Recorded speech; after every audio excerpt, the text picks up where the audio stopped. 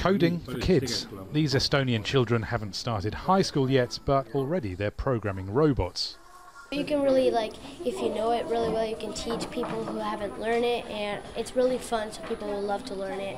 My dream job is to become a coder because it's really great fun. The aim is to create a generation with a smarter relationship with technology, digital skills for everyone.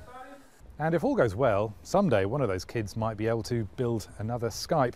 This is easily Estonia's biggest tech success story.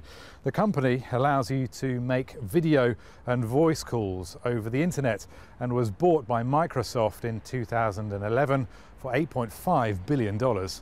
Startup entrepreneurship is a natural fit for a country that's spent the past 2 decades turning itself into one of the most advanced digital societies in the world.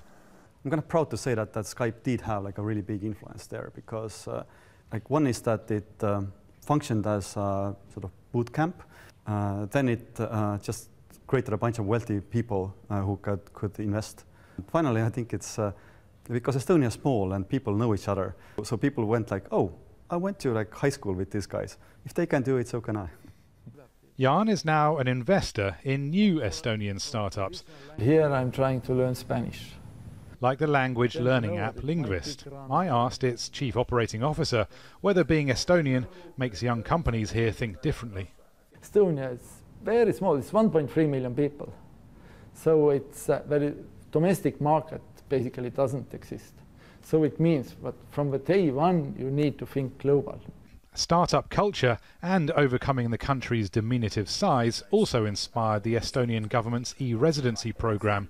Costing $100 or so, an E-RESIDENCY invites business people from anywhere in the world to remotely create a company here and gain access to the country's streamlined digital infrastructure.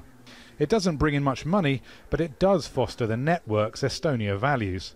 You need to have a tax expert or legal expert, you need to have a virtual office, and if you need those kind of services, we put you in touch with Estonian companies. So it makes a snowball effect, and a lot of Estonian companies benefit from the services they provide to e-residents.